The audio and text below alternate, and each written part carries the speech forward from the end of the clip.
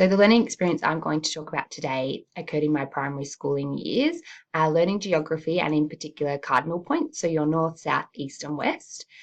In this time, our teacher utilised the cognitivism learning principles, in particular the information processing approach, so going through each of the three memory systems.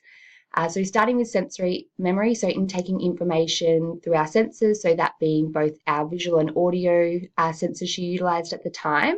And this is a good example of the modality effect. So it increases the space available in the next stage of the working memory, which is usually very limited. So that's a good positive. So we intook both visual, so up on the board, your cardinal points like you'd see on a map, as well as around the room on each of the four walls, we had north, south, east and west. And our teacher also was able to describe very generally, describe your north, south, east and west. So north being directionally up and south down, etc.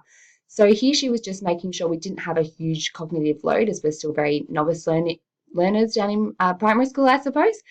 So this was also a good prompt for her. So then to be able to move this from our working memory into our long-term memory, we need to be able and encode that information. We need to use some strategies. The teacher used rehearsal. So we played a game of finding a treasure hunt as such, using instructional cues to move around the room. So such as 3 steps north, 2 steps to the east, 1 step south, and so on. And we did this repetitive a number of times over.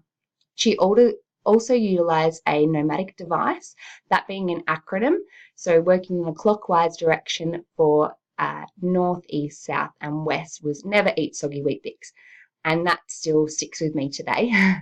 I think it's important also to note the following week she also practiced and saw if we actually did learn in that experience. So we did the treasure hunt game again with only north placed on one of the walls in the classroom, and to see if we could recall and retrieve that information from our long-term memory, which was really successful. And I think that's one of the strengths in the cognitivism learning theory, by that you can see each stage of how we learn and that complexity of cognitive processing. So without the strategies of rehearsal and encoding and different things like that, that we're not able to store and draw on this information.